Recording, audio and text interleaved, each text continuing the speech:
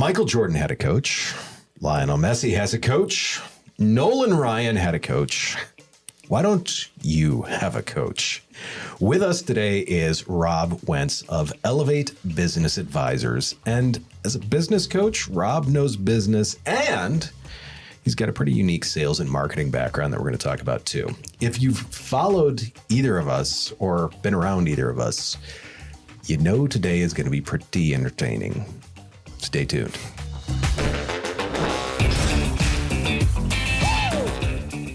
We've known each other for a little over a year. From 10,000 Small Businesses. We took that class together, at which point we were identified as, you already know where I'm going with this. I do. Statler and Waldorf, which for those of you that may not know, were the two grumpy Muppets that sat up in the balcony. Yep. And they were the judges, the critiques. Yeah, they had all the comments. They did have all of the comments, right. And about most of the things that they shouldn't have commented on. Yeah, that's what made it right. Correct. That is very much par for the course for the two of us. Correct. We're going to talk about a number of things. We're going to talk about some of your business. We're going to talk about some of the marketing that you've done. And one of the things that I've noticed is you've been doing some like short LinkedIn videos where, first off, I'm going to comment that you get creepily close to your camera. Yes, you may have told me that before. I hold, when I watch these, I hold the phone further away. But you're doing business tips on those, yeah. and they're great. Where'd that inspiration come from? So it came from just someone that's helping us with our social media saying, what if you gave some video? Video would get a better insight into who you are. You know, words are words when you print them on a piece of paper, but really getting to understand who is Rob, what is Elevate? Even Sandra, my wife, she does some videos from time to time. You know, who are we? It's really important. It's a very personal business that we do. You know, if we're going to work with somebody, the personalities have to go together. And so the videos are supposed to portray, this is who I am, this is where I'm at. You know, if this is what you like, perfect. If not, that's okay too. I'm not for everybody. Neither one of us is for everybody. Right. We are Statler and Waldorf. Very fitting. Not everyone was a fan of those guys. Weird. I don't understand it. No, they were like the stars of the show. 100%. Green frog? What green frog? I mean, your goal is, getting to be the face out there, the personality out there, getting people to know you. Have you seen that work? Are people approaching you about that? Absolutely. It's interesting for us because you will start to hear, oh my gosh, you guys are everywhere. We see you all over the place. Yeah. Now, we are busy, no doubt about it. Yeah, you are. But we're not as busy, I don't think, as people would like to think we are. But so we're starting to get a lot of feedback. Oh, I watch your videos. I'm following you. And it's really interesting because some people are interested the first time they meet us, like, oh, we should talk.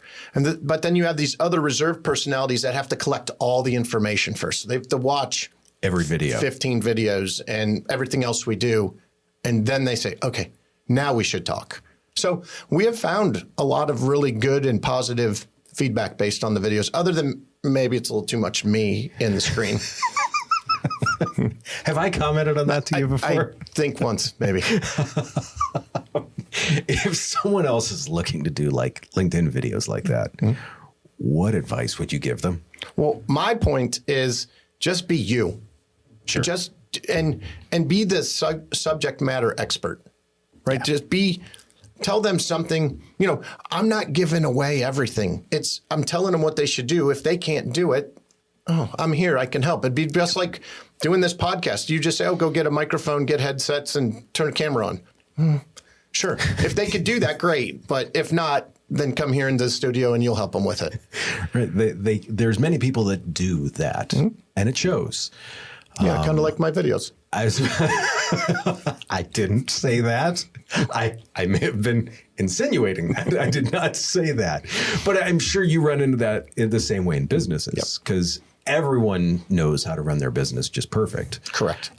Mine is squeaky clean. There are no issues. It is 100% fine. And yeah, your face is going to break there. Yeah. But you got to remember, we have business too. And we have to do the same things inside our business that we help our clients with. Yeah. We're humans too. We have issues inside our business that we have to fix. Yeah. So just because we're a coach doesn't mean we have no issues. You left that one wide open. I did. I tried. I'm going to leave that one in order to stick with some topic here, just to make sure. Sure. What's been some roadblocks in creating those? I mean, it's obviously, I mean, the first one, if you go back and look at that one, you're like, ouch. They're horrible. The first one is not good. The beauty of it is, and as much as I like to talk, and we know I like to talk, we both do. It was really hard for me to get in front of the camera and ramble, if you will, or have a script. Scripts for me are really bad because then I'm reading it. So I need to have concepts. Okay, what do I want to talk about? And then it was like, oh, but keep it to 1 minute. Holy cow, I can't even introduce myself in 1 minute, let alone tell you what I want to tell you. So the hardest part for me was just starting and doing it. It's not as hard now. Come with a little bit of a plan, a little outline. Okay, what do I want the takeaway to be? Turn the camera on and go. And just be me. Yeah. It's funny because it's something that I talk to people about. And often when it comes to podcasting is I do suggest people have guests or at least a co-host. Because like for me, like right now, if I turn to that camera, it's tough to talk to that camera for so many people. Right here, we've got an interaction. Sure. You can see that if I'm interested, disinterested, I'm over here making funny faces when it's just you on camera, whatever it is. But you can see that if I'm engaged, if you're starting to lose me, whatever. With an audience, it's very different than with speaking to a camera. You're looking into that piece of glass like, boy, I hope this lands. Right. And you don't know until you get the good or the bad comments or the fact that, I mean, you got one like from your mother or something like that. Yeah, it's great to have her on payroll so that she does those things for me. Right. But what I have is multiple accounts for her, so then she goes, and then she could do a couple likes for me. Right. She changes the names every once in a while so that, someone new liked the video. Correct. That totally makes sense. Yeah. How do you balance LinkedIn with your other marketing efforts? Because you guys do a lot of events. You guys, how do you match those things together rather than just throwing randomness out there? Yeah. So for us, and we're not a marketing company, and I'm not going to pretend to be one, but LinkedIn is only one component compared to, Instagram or Facebook or the events. For us, it's actually in-person events is way better for us. Makes sense. Because then we can have these conversations. So networking is a big deal for us. I believe that LinkedIn, because we are looking for the business owner, so where else would you be looking? Right. Is LinkedIn. The only reason we're on the other platforms, or one of the reasons, is they are also human. So they have that other side that when they're not being an owner, they may have some other, they may like to go on other platforms and they may come across us. But we use it as an informational tool. But again, in-person and networking is really the go-to for us. Oh, 100%. And you guys do it well. To watch you guys work a room, you talk to people, you make everyone feel welcome. Somehow you do that. Even with the length that you and I talk to people, you find a way to hit every person in that room. I am talking to one person in the corner the whole time, and I've watched you two just go around. It's a skill that you guys have obviously worked on. Thanks. We actually make it an effort, to go separate, and then at an event, if there's a lunch or a meal, we don't sit at the same table on purpose. So that we can have... That was her suggestion. Yeah, she said, I don't want you to sit here because you could screw up this opportunity we may have. So if you go sit over at that table, then I think we'll be better off. Go sit with the annoying people. Yeah. And go find Josh. Go sit over with him. And you guys will be fine.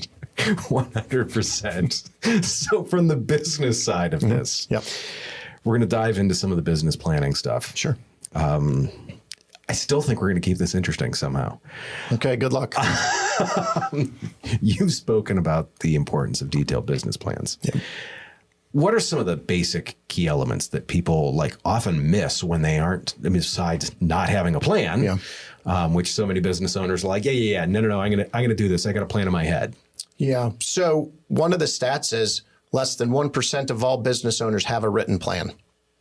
Less than 1%. Less than 1%. That's a stat through the Small Business Association. That's not a Rob stat. That's a stat that's out there. Less than 1% have a written plan. Okay. So if we take that, so 99% are out there winging it. So when something goes wrong, you may lose a client. That's not your fault. They may go out of business. They may sell, whatever. You lose a vendor, same reason. Nothing that you did, right? Like your business has to change. But if you don't have a pivot point, if you don't know where you're going, how do you know what that change should be? To start pulling levers. Yeah, and that's what happens. That's scary. And so then by the time someone comes to us is, okay, I've tried to pull the levers and I still keep hitting a glass ceiling. I keep getting what I'm getting, but I want more. Or, it's really them taking everything out from up here and putting it on paper. I actually just talked to a person yesterday, a business owner. She says, Rob, it's time for us to work together because I have everything up here and I'm failing my employees. Oh, love that. Those were her words. I'm failing my employees because they don't know what's in my head. No. And if they did, they would probably be, as business owners, we both know that if our employees knew what was in our head, they would be afraid. Yeah, they would run. They wouldn't be, you would be looking for them and they would be down the street. We would hear tears. Yes. They'd be asking for helmets. Right. That documentation, I mean, you guys obviously help them get that started because is there a framework that's typical or? We have a whole process. We have a whole workbook that we lead people through to extract that information. Some of it's financial. So some financial history to understand where they were, where they are. Are there, if revenue's going up 2 times, but expenses are going up 4 times, this is a problem. It's just to see what the trends are. Yeah. Right. So we're trying to identify where they've been to where they are. Then we also do it. We look at people, anyone inside their business. We look at competition, not to say, oh, that XYZ is our biggest competition. We need to change. We need to do something. No, you just need to know how to address them when you're talking to a potential customer to understand what their strengths are, what their weaknesses are, just what's happening in the industry. Is pricing going up? Is pricing coming down?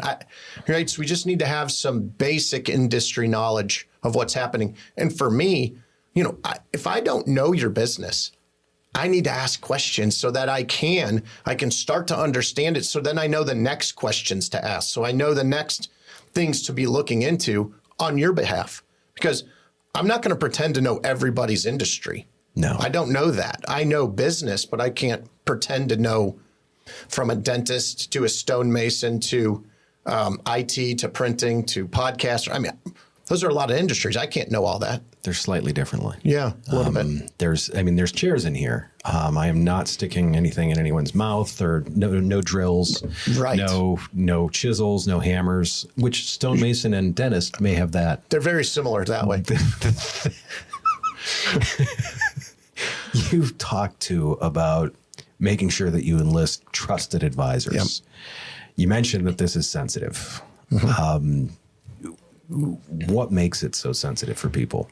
Well, in a business, it's either going to be your first or second largest asset that you have behind your home. Either, just again, depending, your home might be bigger, your business might be bigger, but they're going to be your 2 largest assets.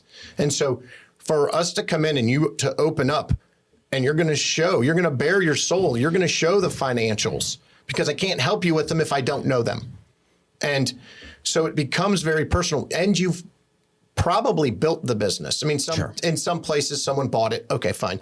But in most instances, you built it probably from the ground up, or maybe a generation before you had it. Yeah. Right. So it's an important piece to you. So you're not just going to turn it over to anybody and give the keys to the castle to anybody. Sure. And I'm not the owner of it. I'm just helping steer the ship. I mean, the owner still is in control, but they're really burying their soul and they're showing, I see all the skeletons in the closet and all that stuff. But that's the only way I can help them is when I know it. So if we don't have a connection personally, it's not going to work. And they probably wouldn't tend to work with us because we didn't have the right synergy. So big word. Yeah. I looked it up right before I came here. I said, if I'm going to do a podcast with Josh, I have to figure out a word that I could use. That I won't know. Well, but that would make me seem like I'm more intelligent than you. Yeah. Okay. That's that. So you said something better than the table. I love it. Yeah. You said business owners too need to understand their financials, their numbers. What are some of the keys in that? And when I know you said you've got a kit where you go over some of that. Yep. The question that I have to ask is, does that kit include a red crayon? Most of the time that it is written in a big red crayon, like scratched on there. And then they tried to erase the red crayon, as we know that. And just use a pen. Yeah, then we tried a different color, maybe a marker that time. No, but sadly enough, most business owners do not know their numbers inside the business. Wow. And that numbers would be all the way from like the number of leads that they need to acquire in order to turn into customers or clients, which turn into revenue, so on and so forth. Most owners can tell me revenue and money in the bank. That's it. And that money in the bank is we have enough or we don't have enough. Once again, it's red crayon or black pen. Yeah, it's very scary. And then you'll get, and we have plenty of them, clients that say, oh, I don't number. I don't like numbers.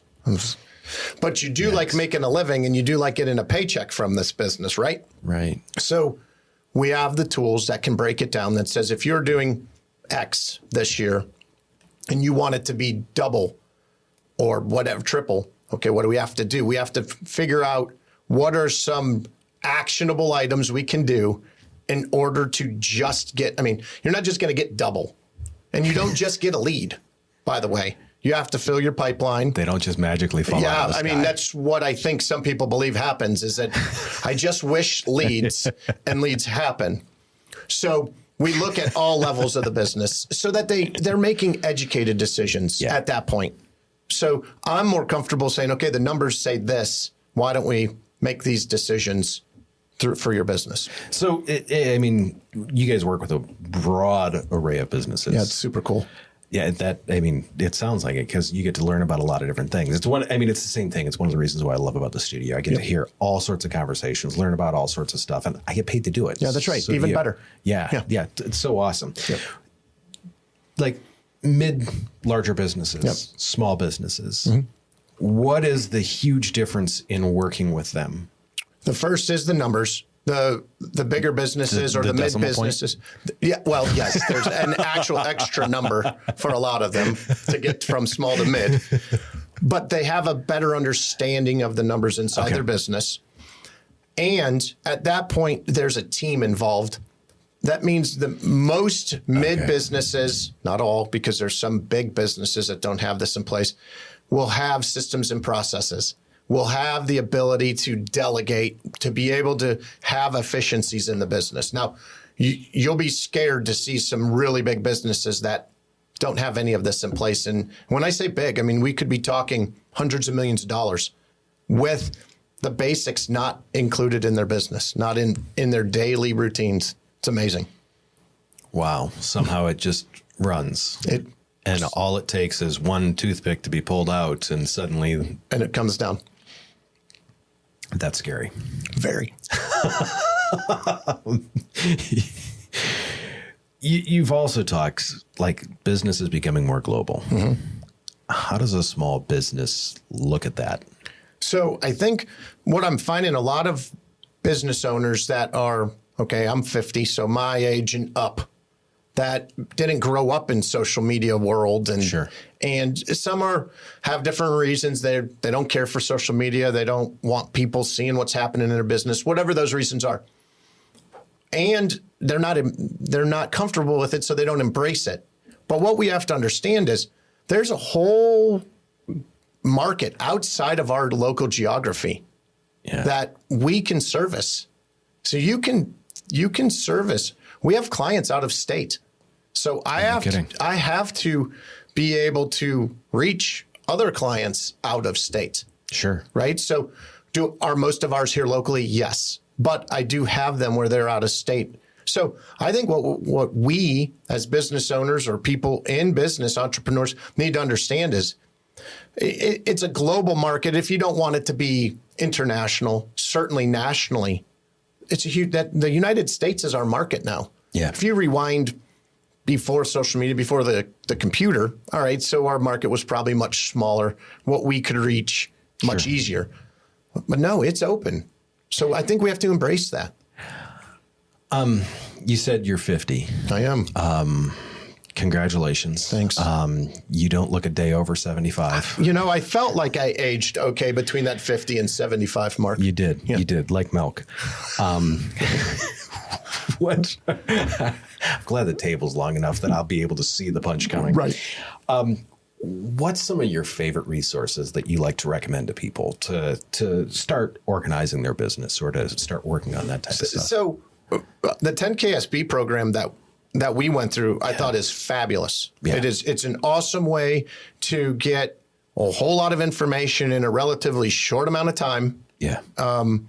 Makes you think about different aspects of your business, makes you create a growth plan, which is essentially what we do. That program is really what we do on an extended basis. Kind of parallels. Yeah. I think programs like that are awesome for a business owner to kind of get their feet wet of what does planning look like. It's very hard. We're not built. Most of us are not wired for planning. We're wired to do whatever it is we do in our business. So to step back and like use the other side of our brain to say, okay, I need to think about this for 12 months. It's interesting you say that because that just kind of triggered something with me is the fact that we aren't wired for that because when we show up to school, we get told what we're going to do that day. Yeah. That sets us up for exactly, I mean, we're going to be told when's the homework due? Mm-hmm. What do we have? I mean, that is our entire education. Yeah. And then when we come out and turn into business owners, suddenly there's no one telling us what to do other than the bank saying, write us checks. Yep. I mean, in that scenario, the teacher did the planning, right? Right. She had her lesson plan. Right. That's what we're doing. We're creating a lesson plan, if you will, a business plan. Are you going to yell at me if I don't learn the letter people? Watch out for the ruler. That's still coming out. And if you don't do the erasers properly. Oh, yeah. Rubber cleaning the erasers Yes. on that vacuum powered thing that usually would suck someone's hair into it. Correct. And scalp them. And Yeah. We grew up in a different time than what it is now. Different, like erasers. What are erasers? Right. That you had to. I remember that every week it was someone's job to wash the chalkboard. Yep. Bucket of water and And a different person had to go to that vacuum thing and clean the erasers. Yep. And you'd probably get in trouble if you washed the TV screens. Yes. They probably frown upon the amount of water that would go on there. Right. Yeah. That might not be not be good. If someone's going to look for a mentor or a coach, what tips would you give them? So from a mentor or coach standpoint, and the difference between the two are the involvement is what I would say. So a mentor is going to you're going to get with them maybe once a month or on a lesser basis than you would a coach, and probably a less structured format with a mentor, right? You're going to bounce ideas off of them, where with a coach, you're going to say, okay, here's my plan. And the coach is going to have your plan and they're going to help you follow it. What I would say is, check them out. What business experience do they have? Have they done what you're trying to do? Have they done it already? Especially in a mentor's thing. Sure. If you want someone that's going to be at the top of a podcast and you're just starting, let's say you want someone that was doing podcasts before, not Rob that never did one. I mean, you don't want to have me mentoring you for that. No, because then I'll get way too close to the camera. Yeah, then people will be in your business. So, but what I would do and say, do they have the skill sets that match what I need? Yeah. I think one of the things that set us apart and really kind of move us, without sounding braggadocious or anything, but like really allow us to connect with our clients is we've been and we are small business owners. This is not our first business we've run. We've had others. Man, I wish we had someone like us then. Right. And some coaches have come from the corporate world. That's not a negative.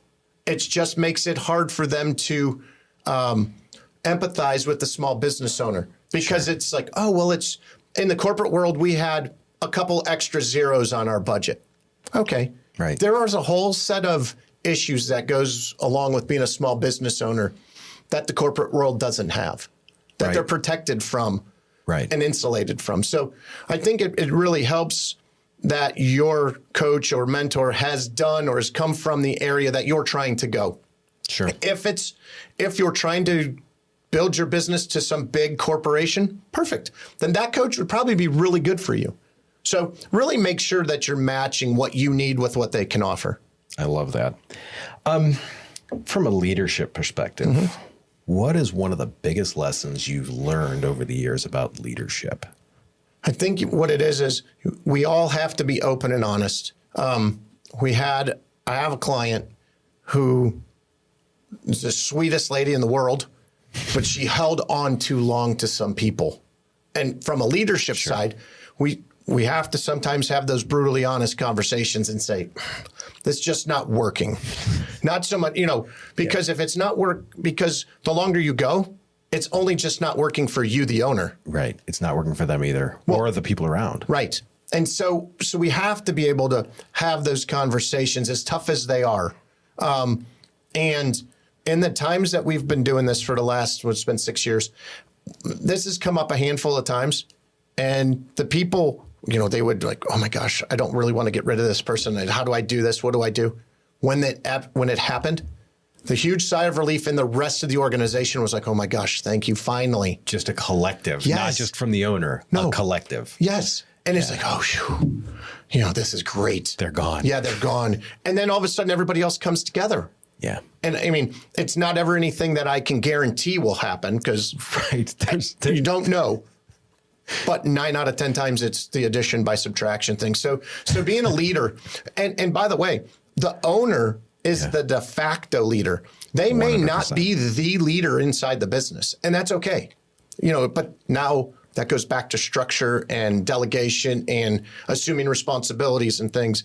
They need somebody in there that can be the leader. And that needs to be organized too, because otherwise you've got people stepping on each other's toes. And if they lead on these 4 things, but not these 5 things, that has to be clearly drawn out, because otherwise then this person goes over here, this person goes over here. Suddenly it's, I get that. Then it's chaos. Chaos. Yep. Yes. 100%. What are some of your personal goals outside of business other than making it to 51? Yeah, making it to 51 would be a great milestone.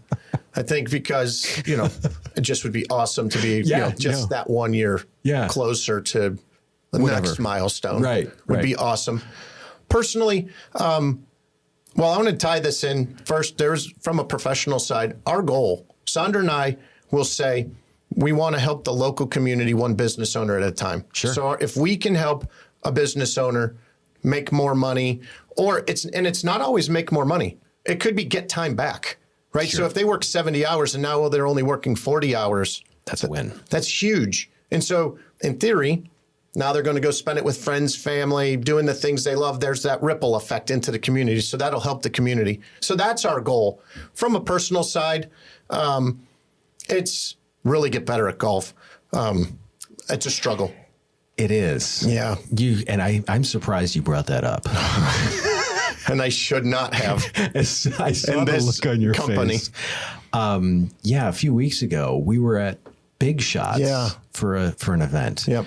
And it was weird because I blew my shoulder out like 10 years ago. I haven't played golf from before that. And did I hit the ball further than you did? You did have a ball that went further than mine. That is correct.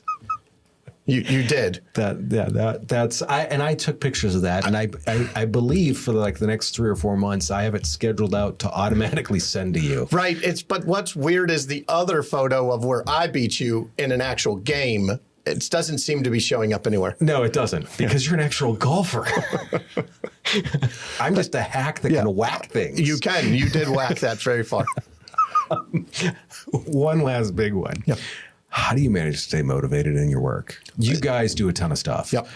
I know there's times where you're like, oh God, this again. How do you stay motivated in that? It's because we have such a diverse client base, I absolutely love being able to talk to all the different clients that we have. We have a fabulous client base. Nice. It's so fun to be able to go in, and because we're able to help them achieve things that they hadn't achieved on their own. And now, Rob didn't do it, Sandra didn't do it. It's a collective effort with the clients that allowed them to get to where they are. And to be able to see somebody purchase a dream home, or for someone to be able to say, holy cow, I went on vacation for the first time since I started my business. Or, boy, we're setting records month over month over month. That's super fun for me. Nice. Yeah. So that's why we do what we do. Makes it easier. It does. When you enjoy what you do, it makes it easier. Yeah. And we have a little bit of fun when we do it. Maybe a touch. Maybe a touch. Yeah. It's funny. I was in a conversation with a couple other people a few weeks ago, number of business owners, and one of them was like, you guys need to take a vacation, to me and someone else. And the other person has a chocolate shop. And we're sitting there and she's like, no, seriously, take a vacation. We're like, we're good. And finally, after like the third or fourth time of this person saying, take a vacation, the woman that runs the chocolate shop goes, I love this shit. She goes, I get upset when I have to go home at night. She goes, I wake up in the morning, I want to be there. She goes, I don't want to go on a vacation. I want to go into my work. Well, tell Kristen that she needs to take a vacation. Kristen, I said take a vacation. No, but in Stephen Covey's book, 7 Habits of Highly Effective People. Yep. What's the 7th step? No idea. Vacation and rest. Oh, okay. It is. That's vacation and rest. I'll have to find the time to read that. That's right. Or just listen to it. Good point. Good point. You think I listen to audio things occasionally? If it's not your voice, I don't know if you do. Wow. Is there anything else you think, I know this is dangerous of me to say, that you think people should know? If you're going to start a business or you're in the midst of running a business, make sure you have budgeted for everything. One of the things that I see, especially in the startup side of things, they don't budget in the CPA. They don't budget in legal work. They don't budget in some of the ancillary things that are extremely important. Forget about having a coach, which is super important. They're not factoring that in. They're factoring in, okay, what's my marketing? What's my rent? What's the equipment? They don't factor in some of these other things. And I've seen it more times than not, that all of a sudden their budget's up. They're short. Yeah, no kidding. And then, we're all super ambitious about what we want to do. But what we also have to realize is that we're probably only going to achieve 2/3 of that most of the time, especially at the beginning. Sure. So we have to have some leeway in the budget and some space. So many business owners are creating a budget that's so tight. There's no leeway. If they miss one sale, done. The whole thing's done. Yeah. So I would just make sure that they've got everything accounted for, and don't do it by yourself. Go get somebody to come alongside of you to help you along the way. I love it. I love it. Well, speaking of helping along the way, this has been a big help for me, and I'm sure a lot of other people are going to find some good information in it. That all being said, if this reminds you of an old Muppet show, do me a favor, let us know in the comments. Thumbs up, anything like that. We've got another great guest coming up next week. I think you're going to find a lot of wonderful marketing insights with, like I said. That being said, do me a favor, take care of yourself. And if you can, take care of someone else. We will see you soon.